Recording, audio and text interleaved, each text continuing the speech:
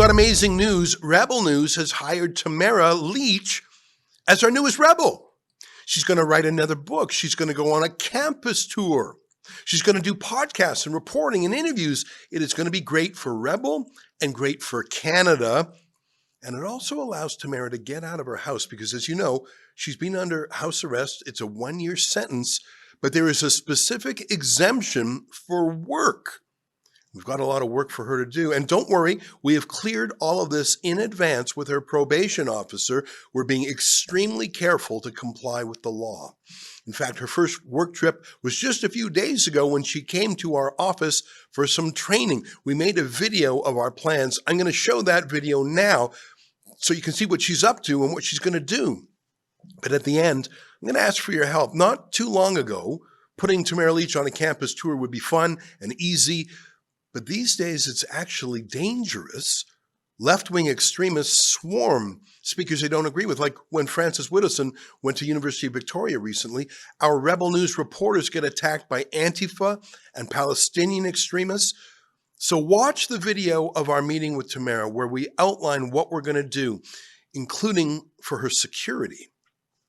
And if you agree with our plans and want to help us cover the costs of that security, please go to www.thetamaraproject.com, thetamaraproject.com. Now watch the video and then stick around. I'm going to show you a way to get Tamara to give you a personal phone call. Take a look. I'm extremely excited to welcome back to Rebel World Headquarters Tamara Lich, who I regard not only as a friend, but much more than that, I regard her as the spokesman for a great swath of Canadians whose voices were not heard, and she made them heard. And she has suffered the outrageous reaction by the regime, including the longest mischief prosecution in the history of the Commonwealth. And every step of the way, that only made me more certain that we must support you every step of the way. Mm-hmm. And as you know, we've crowdfunded for your legal defense, but when you were convicted, which I think is a dark day in Canadian justice, you were sentenced to a year in house arrest, which is terrible. I suppose it's better than prison. Mm-hmm.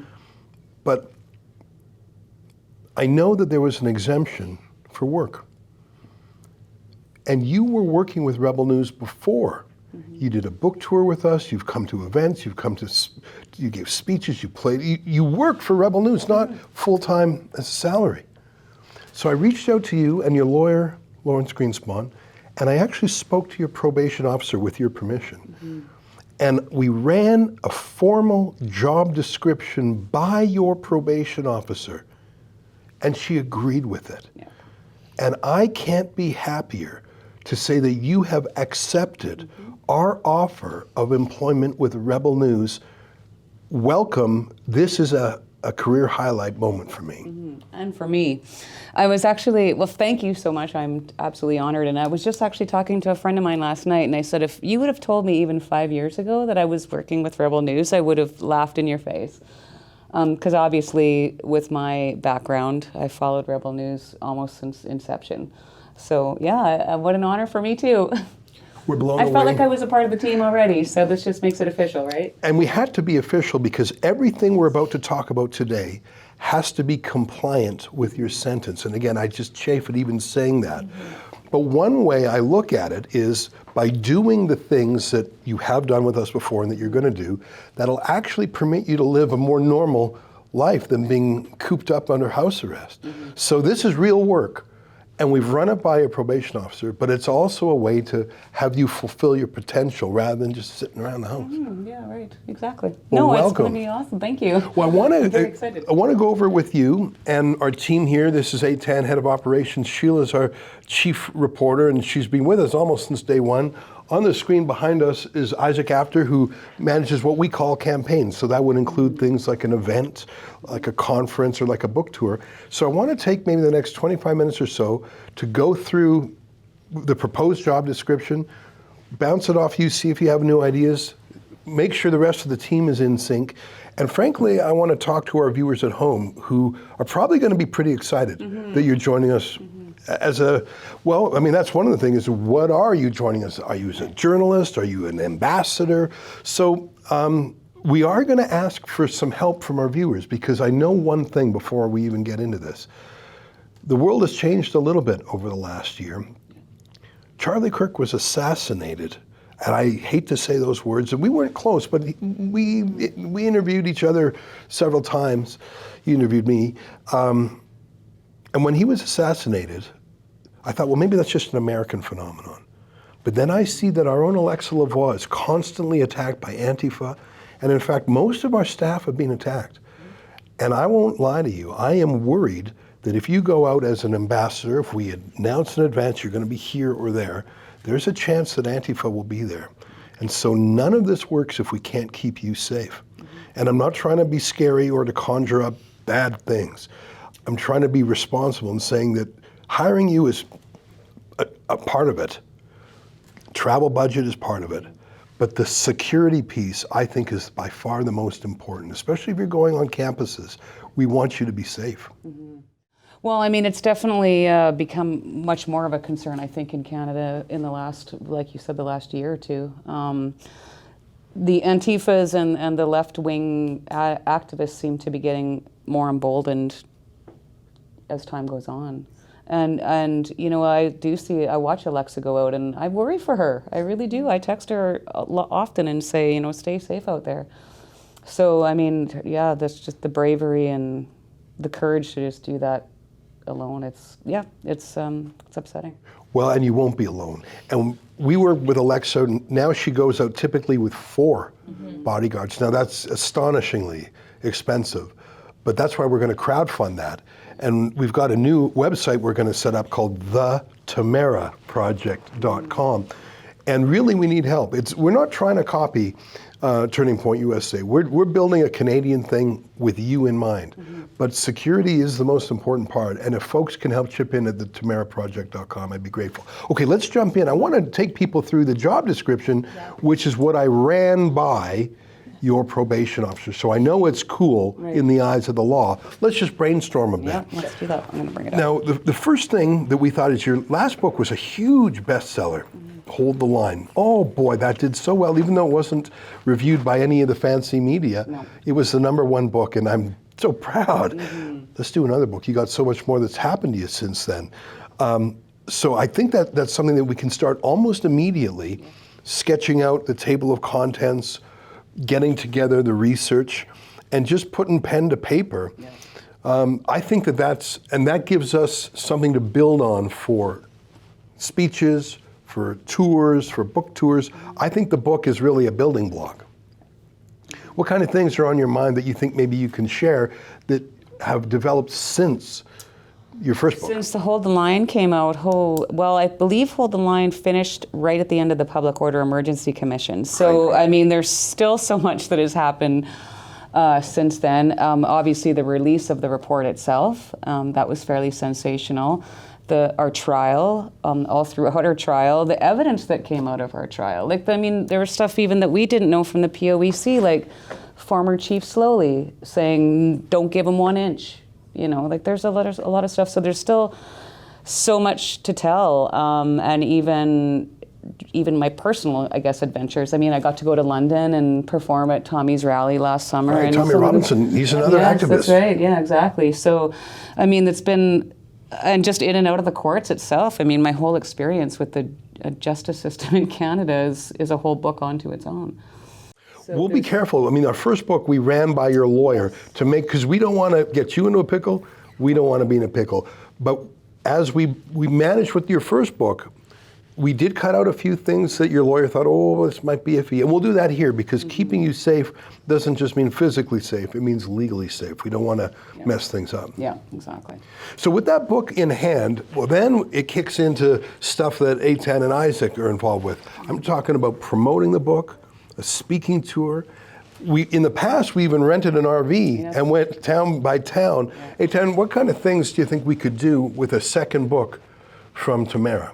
Well, first off, an audio book. That would be a great sort of thing to put out. But then in terms of travel, would love to have you going town to town and do a little book tour. We pretty much do the same thing you did last time. We've got the venues, we've got the contacts, and we can rinse and repeat and have a book signing. And then you can also go to other events that people will be having. So there'll be different political conventions that we can set you up at, and you can sort of sell your first and second book and have a book signing, take pictures, and represent Rebel News that way. Absolutely. Isaac, you manage campaigns for Rebel News. What kind of things, what kind of events or opportunities does having a hot book present in your mind?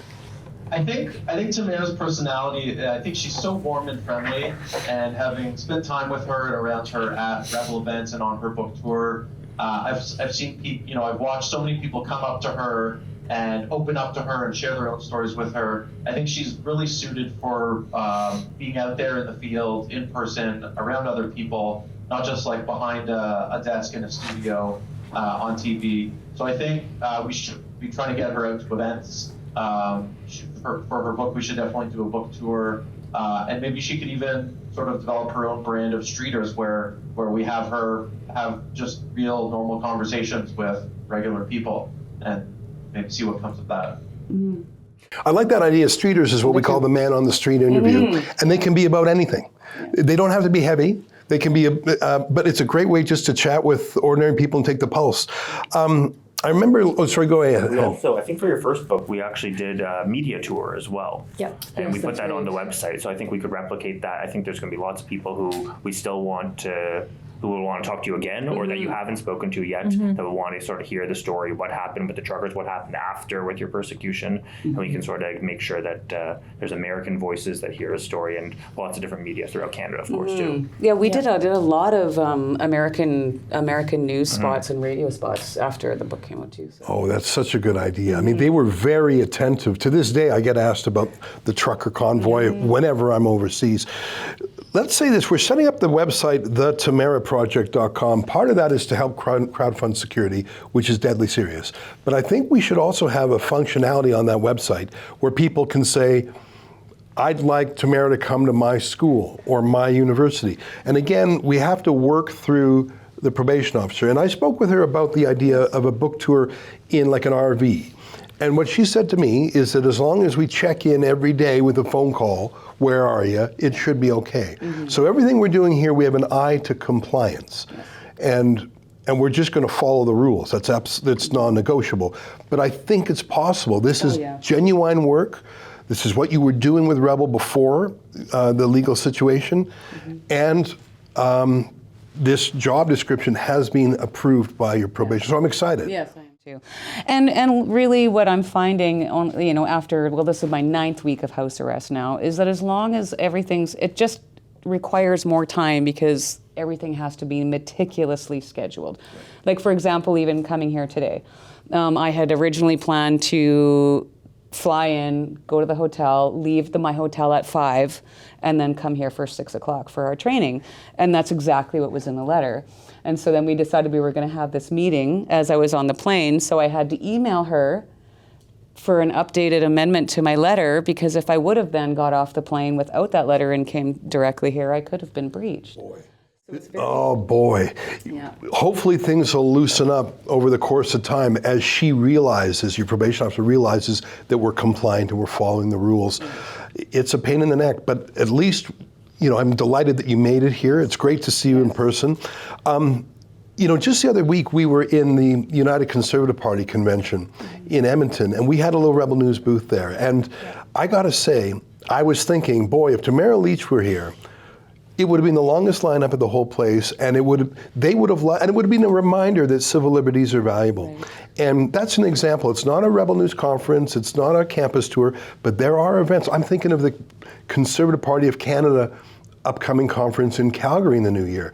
And we're not going as partisans, we're going as journalists and activists.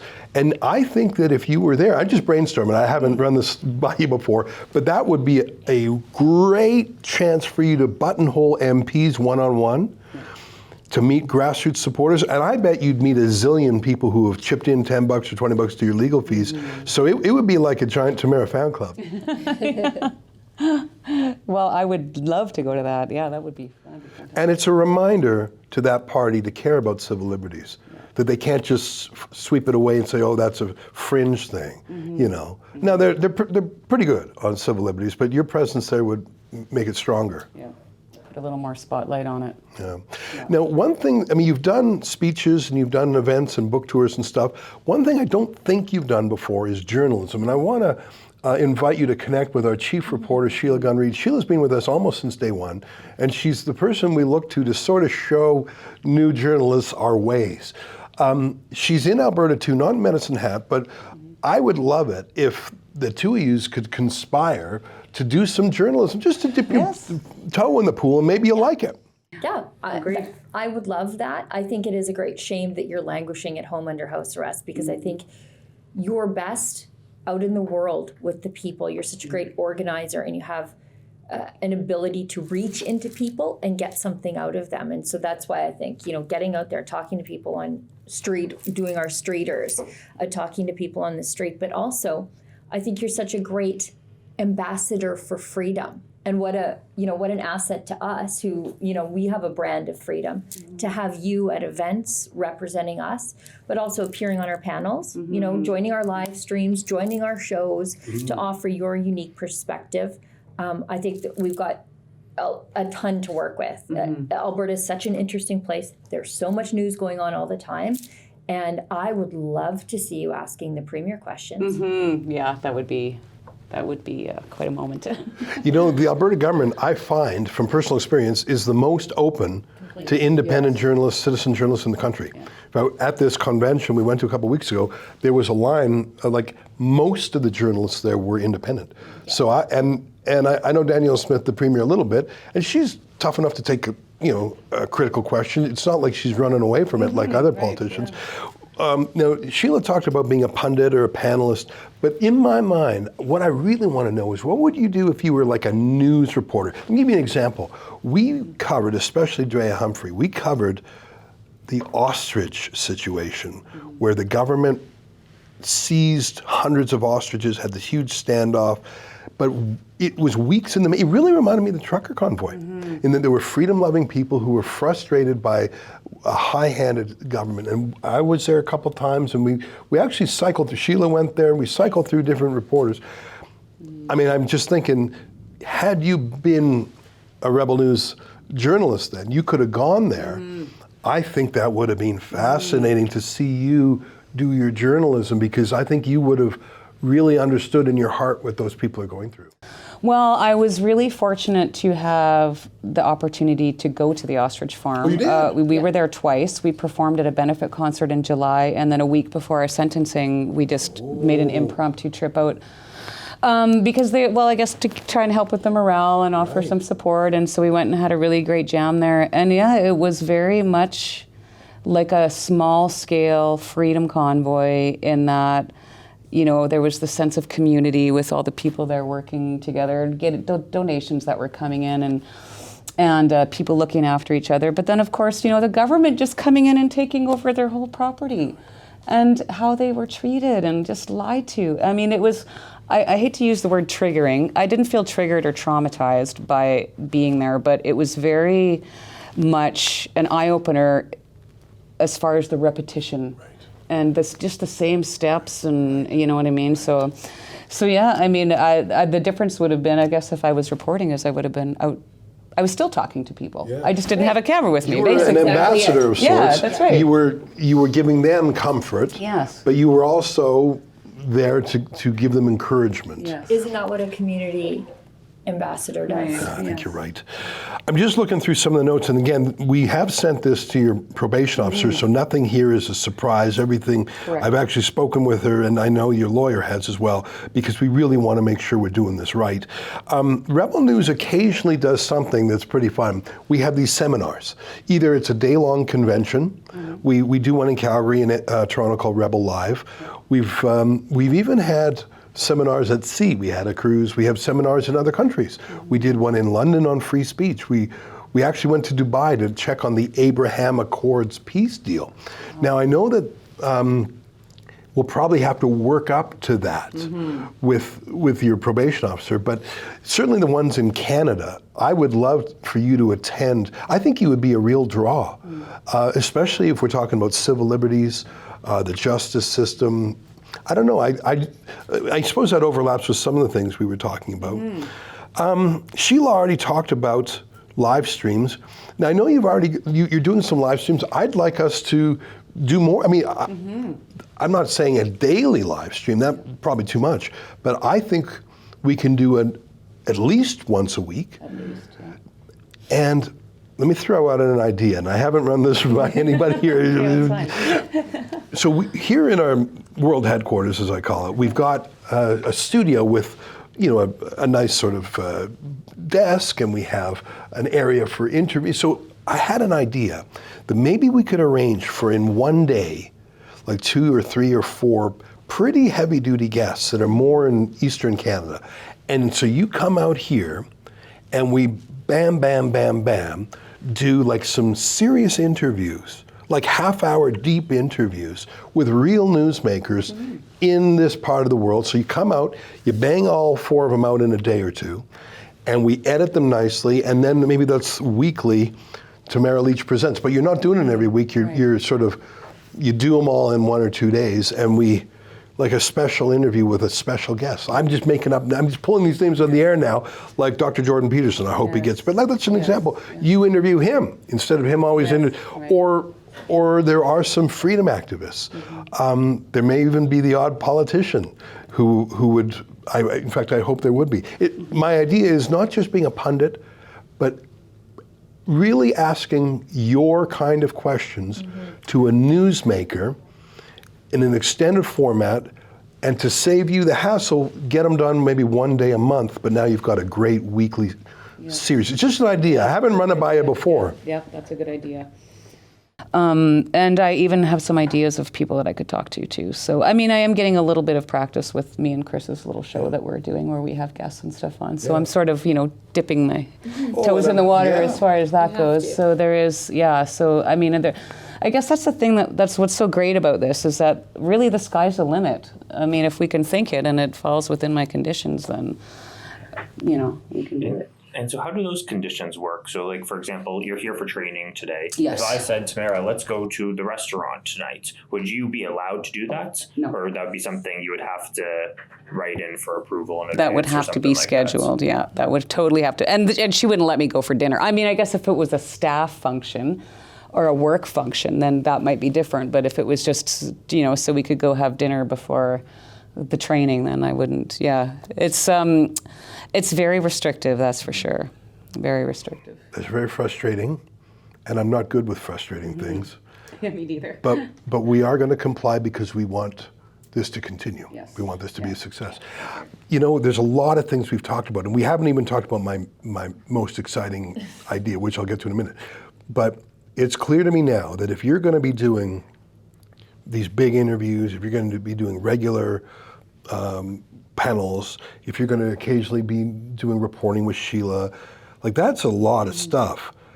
And you are someone whose time is valuable. So sure, you could send an email and say, hey, would you be a guest? But I think we're going to need a producer for you. And by producer, I mean someone who's basically not just an assistant, but really helps, okay, well, who are the guests? And can I arrange for them to be, like just someone who's real, because I don't want you spending your time doing just administrative things or things that someone else could do to free you up to do the stuff that only you can do.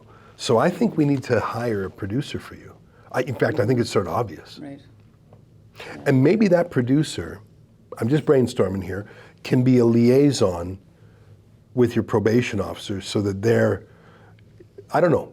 I mean, I don't know if you have to talk to her directly all the time, but if there was someone whose job was protect Tamara, always make sure the security's there, always make sure that the probation officer knows where we are, like just the checker, the double checker, so that you don't have to be the worrier. Right.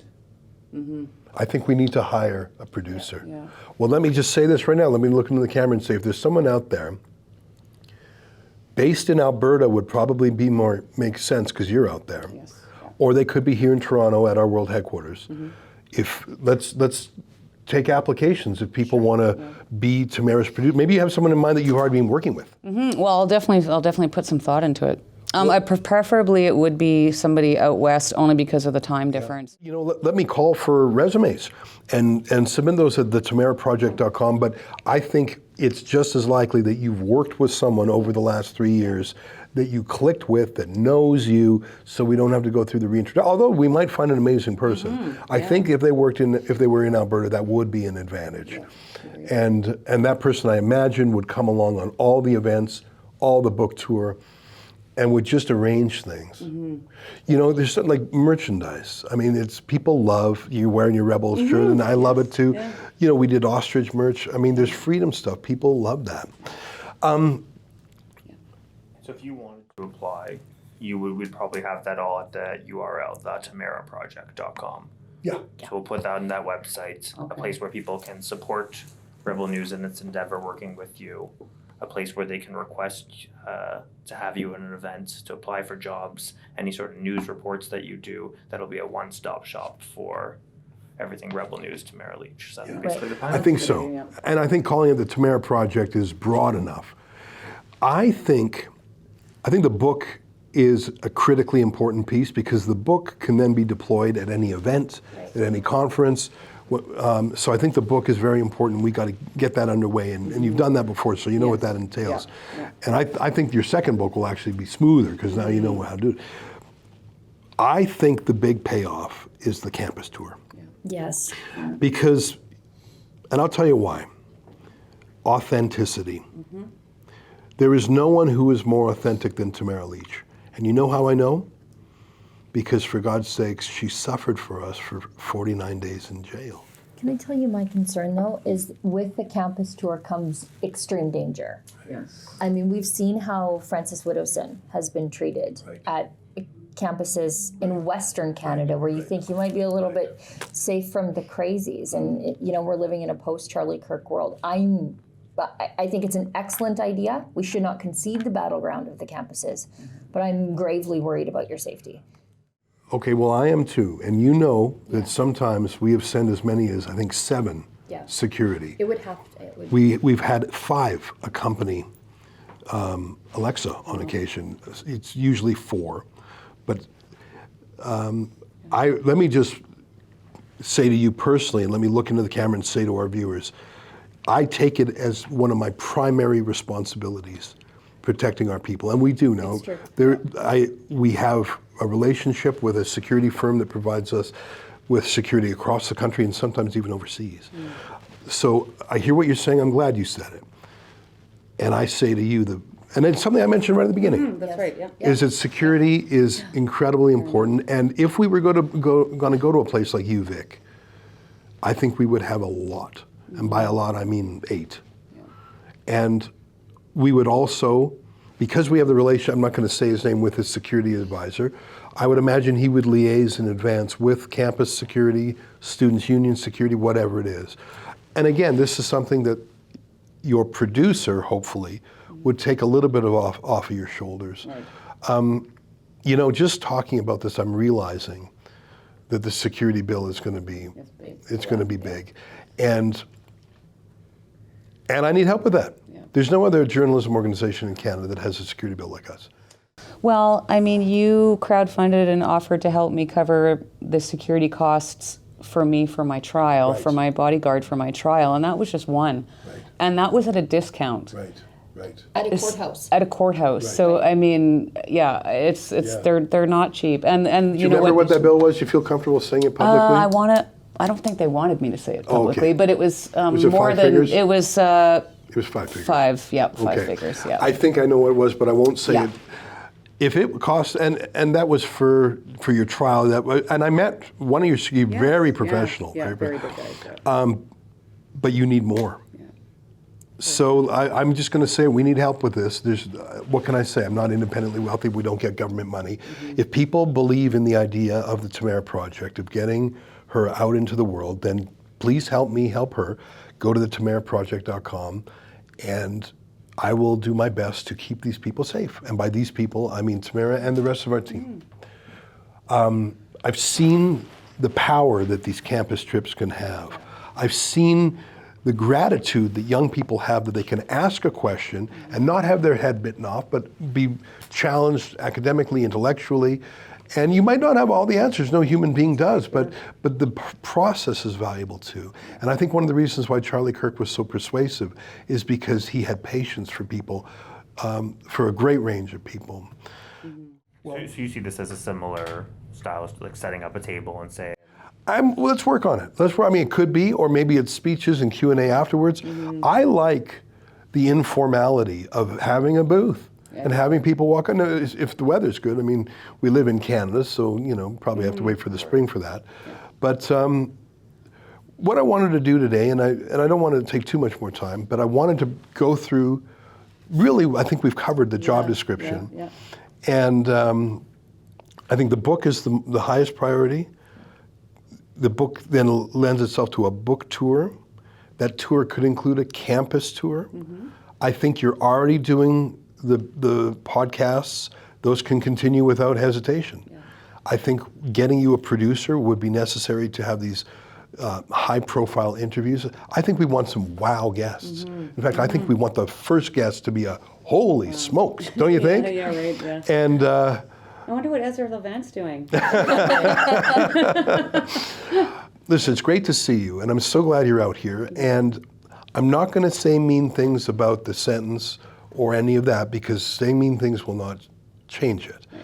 You already know where we stand on that. We've crowdfunded the trial for you, and we're going to crowdfund your appeal, and we crowdfunded the bodyguards. Yeah. So we're doing everything we can to help you on that, and that's up to the lawyers. We can't do anything about that. Yeah. What we can do is work carefully with your probation officer to give you a meaningful, purposeful job that happens to get you out of the house too, by the way, exactly. But spreads the ideas and does some journalism, does some authoring, does some conference speaking. I think the Tamara Project is going to be a big hit. And I'm really excited about it. And thanks for making your way all the way to Toronto. Yeah, absolutely. No, I think it's a great fit. And again, a part of the reason and the reasoning, I think, behind my sentence and Chris's sentence is to keep us out of sight. Because that seems to be the way that this government works. They just want everything to disappear so that they can forget about it. But we're not going anywhere, right? So, yeah. So thank you. What an amazing opportunity. Like I said, this is just a dream come true for me. Well, you're very welcome. We love you. We look up to you. We're inspired by you. We love the fact that you've inspired millions. And this is only possible because of our viewers. Yes. We crowdfund everything. That's how we do it. And I want folks to help me crowdfund the security. Will you do that for me? We got the salary covered. We got that covered. But that's not enough here. We've got to protect this national treasure when she goes out into the world. Go to the Tamara Project. You're a national treasure. Yeah, thank you. Go to the TamaraProject.com. Thanks, A10. Thanks, Sheila. Thanks, Isaac. All right. Well, good luck to all of us. Yeah. Yeah, right on. Thanks. I am so excited. I want to get rolling right away. But like I say, I think we have underestimated the amount of security we're going to need to put Tamara on a campus speaking tour. We will need at least 4 security guards, maybe even more at left-wing hotbeds like McGill or the University of Victoria. We have simply got to keep her safe. So if you chip in $250, we'll put your name on a special plaque that we will give to Tamara and hang on the wall in our office. Tamara's Angels, people who help protect her. And here's the exciting part I mentioned before. If you are able to contribute $1,000 to her security detail, Tamara will personally phone you to say thanks and to tell you about our plans. I know $1,000 is a lot of money, but we just can't count on campus security, let alone the police, to protect her.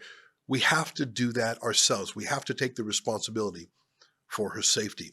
Go to thetamaraproject.com to learn more. This is going to be great.